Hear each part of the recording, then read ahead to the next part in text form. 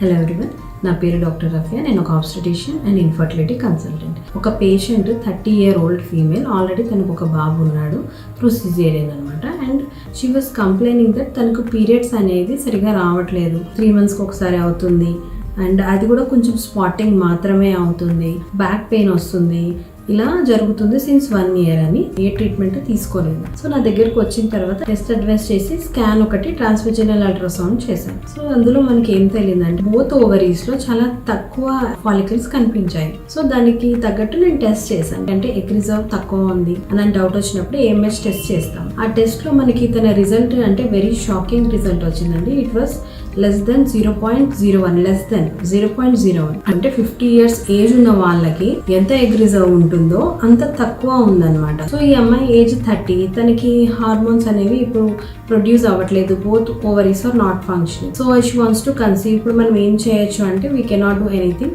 Even IVF లో కూడా మనకి మినిమం ఎగ్ రిజర్వ్ ఉండాలి. సో ఇట్లాంటి వాళ్ళు they have to go for donor IVF. ఇక ప్రెగ్నెన్సీ పక్కకు పడితే వాట్ ఈస్ హర్ హెల్త్ అంటే తన బోన్స్ వీక్ అయిపోవడం, మజిల్ మాస్ తగ్గిపోవడం, ఇలాంటివి ఆఫ్టర్ 10 years జరుగుతుంది. అంటే ఇలాంటి వాళ్ళే కాకుండా కొంతమంది కొన్ని కారణాల వల్ల, ఫైబ్రాయిడ్స్ వల్ల, కొన్ని అదర్ రీజన్స్ వల్ల హిస్టెక్టమీ అనేది చాలా తొందరగా చేయించుకుంటారు. 30 years, 35 years, 40 years కి అలా. అలాంటి వాళ్ళందరూ కంపల్సరీ HRT అంటే హార్మోన్ రీప్లేస్మెంట్ థెరపీ తీసుకోవాలి టిల్ 50 years. ఒకవేళ అది తీసుకోకపోతే మనకి ప్రొడ్యూస్ అవ్వాల్సిన హార్మోన్స్ అవ్వకపోవడం వల్ల బోన్స్ వీక్ అయిపోవడము, హార్ట్ ఎఫెక్ట్ అవ్వడము, ఈజీగా ఫ్రాక్చర్స్ అయిపోవడము, ఓవర్ ద ఏజ్ ఆఫ్ 50-55 అవుతాయి. ఆస్టియోఆర్థరైటిస్ అంటే మోకాళ్ళ నొప్పులు అవన్నీ త్వరగా వచ్చేయడం. సో ఇలాంటి వాళ్ళు HRTతో పాటు కాల్షియం కూడా తీసుకోవాలి.